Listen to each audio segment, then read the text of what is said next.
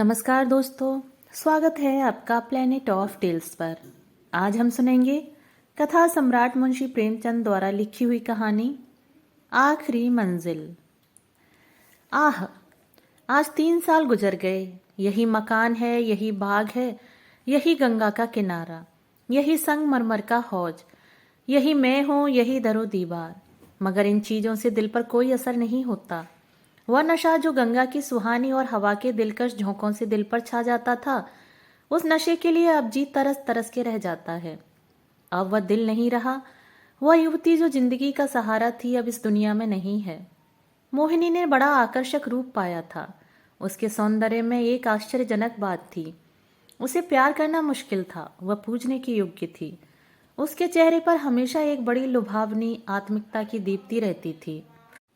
उसकी आंखें, जिनमें लाज और गंभीरता और पवित्रता का नशा था, प्रेम का स्रोत थी। उसकी एक एक चितवन, एक एक क्रिया, एक एक बात उसके हृदय की पवित्रता और सच्चाई का असर दिल पर पैदा करती थी। जब वह अपनी शर्मीली आंखों से मेरी ओर ताकती तो उसका आकर्षण और उसकी गर्मी मेरे दिल में एक ज्वार भाटा सा पैदा कर देती थी। उसकी आंखों से आत्मिक भावों की किरणें निकलती थीं, मगर उसके होठों से प्रेम की बाणी से अपरिचित थे। उसने कभी इशारे से भी उस अथाह प्रेम को व्यक्त नहीं किया जिसकी लहरों में वह खुद तिनके की तरह बही जाती थी। उसके प्रेम की कोई सीमा न थी। वह प्रेम जिसका लक्ष्य मिलन है, प्रेम नहीं वासना है। मोहिनी का प्रेम वह प्रेम था जो मिलने में भी वियोग के मजे लेता है। मुझे खूब याद है, एक बार जब उसी हौज के किनारे चांदनी रात में मेरी प्रेम भरी बातों से विभोर होकर उसने कहा था, आह, वह आवाज अभी मेरे हृदय पर अंकित है। मिलन प्रेम का आदि है, अंत नहीं। प्रेम की समस्या पर इससे ज्यादा शानदार, इससे ज्यादा ऊंचा ख्याल कभी मेरी नजर में नहीं गुजरा। वह प्रेम जो चितवनों से पैदा होता है और वियोग में भी हरा भरा रहता है, वह वासना के एक झोंके को भी बर्दाश्त नहीं कर सकता। संभव है कि यह मेरी आत्मस्तुति हो, मगर वह प्रेम जो मेरी कमजोरियों के बावजूद मोहिनी को मुझसे था और उसका एक कतरा भी मुझे बेसुध करने के लिए काफी था। मेरा हृदय इतना विशाल ही न था। मुझे आश्चर्य होता था कि मुझ में वह कौन सा गुण था जिसने मोहिनी को मेरे प्रति प्रेम से विह्वल कर दिया था। सौंदर्य, आचरण की पवित्रता, मर्दानगी का जौहर, यही वह गुण है जिन पर मोहब्बत निछावर होती है। मगर मैं इनमें से एक पर भी गर्व नहीं कर सकता था। शायद मेरी कमजोरियां ही उस प्रेम की तड़प का कारण थीं। मोहिनी में वह अदाएं न थीं जिन पर रंगीली तबीयतें फिदा हो जाया करती हैं। तिरछी चितवन, रूप, गर्व की मस्ती भरी हुई आंखें, दिल को मोह लेने वाली मुस्कुराहट, चंचल वाणी, उनमें से कोई चीज यहाँ न थी। मगर जिस तरह चांद की मध्यम सुहानी रोशनी में कभी कभी फुहारें पड़ने लगती हैं, उसी तरह निश्चल प्रेम में उसके चेहरे पर एक मुस्कुराहट कौंध जाती और आंखें नम हो जाती। यह अदा न थी, सच्चे भावों की तस्वीर थी जो मेरे हृदय में पवित्र प्रेम की खलबली पैदा कर देती थी। शाम का वक्त था। दिन और रात गले मिल रहे थे। आसमान पर मतवाली घटाएं छाई हुई थीं और मैं मोहिनी के साथ उसी हौज के किनारे बैठा हुआ था। ठंडी ठंडी बयार और मस्त घटाएं हृदय के किसी कोने में सोते हुए प्रेम के भाव को जगा दिया करती हैं। वह मतवालापन जो उस वक्त हमारे दिलों पर छाया हुआ था, उस पर मैं हजारों होशमंदियों को कुर्बान कर सकता हूँ। ऐसा मालूम होता था कि उस मस्ती के आलम में हमारे दिल बेताब होकर आंखों से टपक पड़ेंगे। आज मोहिनी की जुबान भी संयम की बेड़ियों से मुक्त हो गई थी और उसकी प्रेम में डूबी हुई बातों से मेरी आत्मा को जीवन मिल रहा था। एकाएक मोहिनी ने चौंक कर गंगा की तरफ देखा। हमारे दिलों की तरह उस वक्त गंगा भी उमड़ी हुई थी। पानी की उस उद्विग्न उठती गिरती सतह पर एक दिया बहता हुआ चला जाता था और उसका चमकता हुआ अक्स थिरकता और नाचता एक पुच्छल तारे की तरह पानी को आलोकित कर रहा था। आह, उस नन्ही सी जान की क्या बिसात थी। कागज के चंद पुर्जे, बांस की चंद तीलियां, मिट्टी का एक दिया कि जैसे किसी की अतृप्त लालसाओं की समाधि थी जिस पर किसी दुख बटाने वाले ने तरस खाकर एक दिया जला दिया था। मगर वह नन्ही सी जान जिसके अस्तित्व का कोई ठिकाना न था, उस अथाह सागर में उछलती हुई लहरों से टकराती, भंवरों से हिलकोरे खाती, शोर करती हुई लहरों को रौंदती चली जाती थी। शायद जल देवियों ने उसकी निर्बलता पर तरस खाकर उसे अपने आंचलों में छिपा लिया था। जब तक वह दिया झिलमिलाता और टिमटिमाता हमदर्द लहरों से झकोरे लेता दिखाई दिया, मोहिनी टकटकी लगाए खोई सी उसकी तरफ ताकती रही। जब वह आंख से ओझल हो गया तो वह बेचैनी से उठ खड़ी हुई और बोली, मैं किनारे पर जाकर उस दिए को देखूंगी। जिस तरह हलवाई की मन भावन पुकार सुनकर बच्चा घर से बाहर निकल पड़ता है और चाव भरी आंखों से देखता और अधीर आवाजों से पुकारता उस नेमत के थाल की तरफ दौड़ता है, उसी जोश और चाव के साथ मोहिनी नदी के किनारे चली। बाग से नदी तक सीढ़ियां बनी हुई थी हैं। हम दोनों तेजी के साथ नीचे उतरे और किनारे पहुंचते ही मोहिनी ने खुशी के मारे उछलकर जोर से कहा, अभी है, देखो वह निकल गया। वह बच्चों का सा उत्साह और उद्विग्न अधीरता जो मोहिनी के चेहरे पर उस समय थी मुझे कभी नहीं भूलेगी। मेरे दिल में सवाल पैदा हुआ, उस दिए से ऐसा हार्दिक संबंध, ऐसी विह्वलता क्यों? मुझ जैसा कवित्व शून्य व्यक्ति उस पहेली को जरा भी न बूझ सका। मेरे हृदय में आशंकाएं पैदा हुई। अंधेरी रात है, घटाएं उमड़ी हुई, नदी बाढ़ पर, हवा तेज, यहाँ इस वक्त ठहरना ठीक नहीं। मगर मोहिनी वह चाव से, बड़े भोलेपन से उसी दिए की तरफ आंखें लगाई चुपचाप खड़ी थी, और वह उदास दिया जो हिलता मचलता चला जाता था, न जाने कहाँ किस देश। मगर थोड़ी देर के बाद वह दिया आंखों से ओझल हो गया। मोहिनी ने निराश स्वर में पूछा, गया, बुझ गया होगा।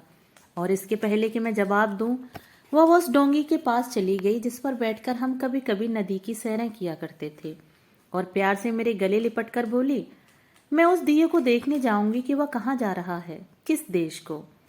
यह कहते कहते मोहिनी ने नाव की रस्सी खोल ली।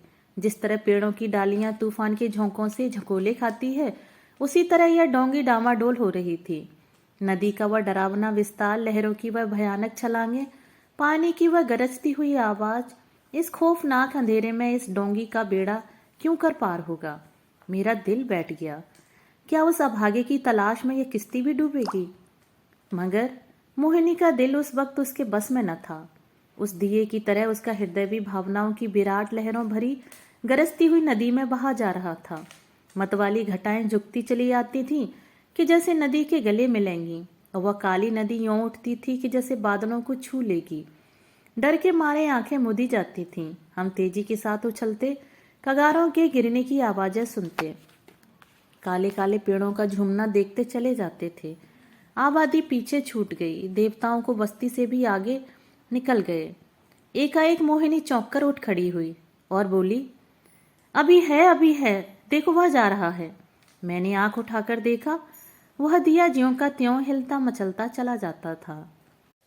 उस दियो को देखते हुए हम बहुत दूर निकल गए। मोहिनी ने यह राग अलापना शुरू किया, मैं साजन से मिलन चली। कैसा तड़पा देने वाला गीत था, और कैसी दर्द भरी रसीली आवाज। प्रेम और आंसुओं में डूबी हुई मोहक गीत में कल्पनाओं को जगाने की बड़ी शक्ति होती है। वह मनुष्य को भौतिक संसार से उठाकर कल्पना लोक में पहुंचा देता है।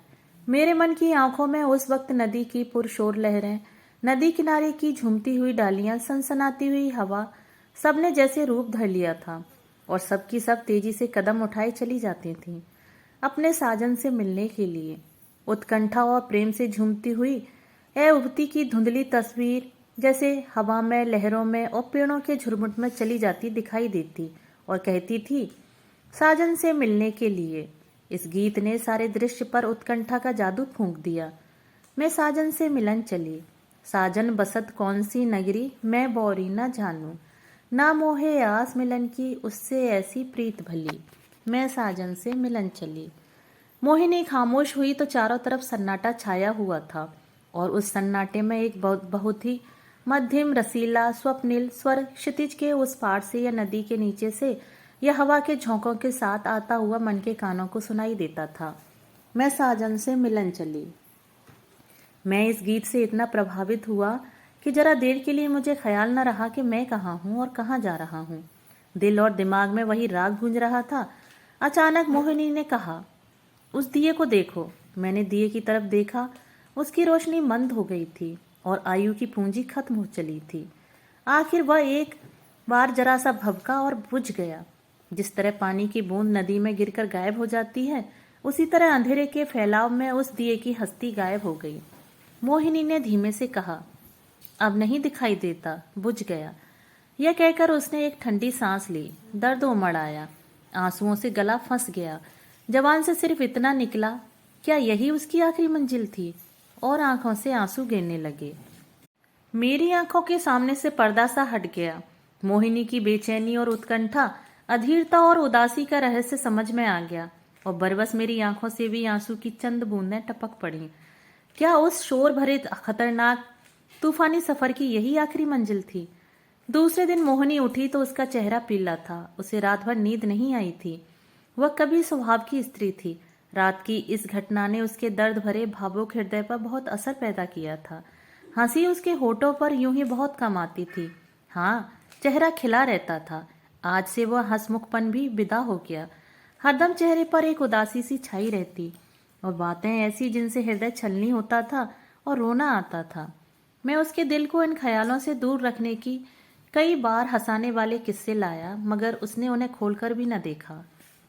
हाँ, जब मैं घर पर न होता तो वह कवि की रचनाएं देखा करती, मगर इसलिए नहीं कि उनके पढ़ने से कोई आनंद मिलता था, बल्कि इसलिए कि उसे रोने के लिए ख्याल मिल जाता था। और वह कविताएं जो उस जमाने में उसने लिखी, दिल को पिघला देने वाले दर्द भरे गीत हैं। कौन ऐसा व्यक्ति है जो उन्हें पढ़कर अपने आंसू रोक लेगा?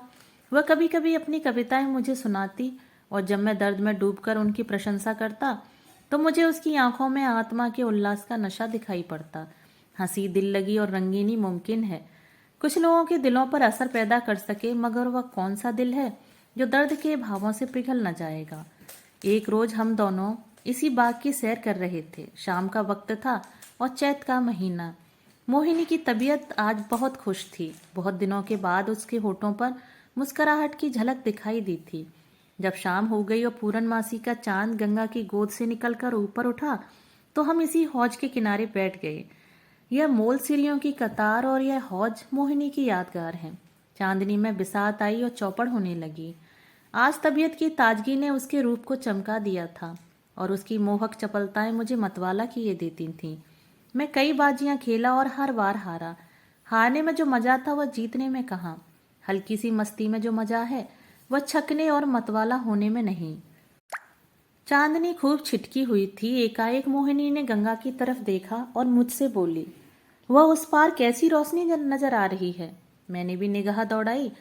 चिता की आग जल रही थी, लेकिन मैंने टालकर कहा, सांझी खाना पका रहे हैं। मोहिनी को विश्वास नहीं हुआ। उसके चेहरे पर एक उदास मुस्कुराहट दिखाई दी और आंखें नम हो गईं। ऐसे दुख देने वाले दृश्य उसके भावुक और दर्दमंद दिल पर वही असर करते थे जो लू की लपट फूलों के साथ करती है।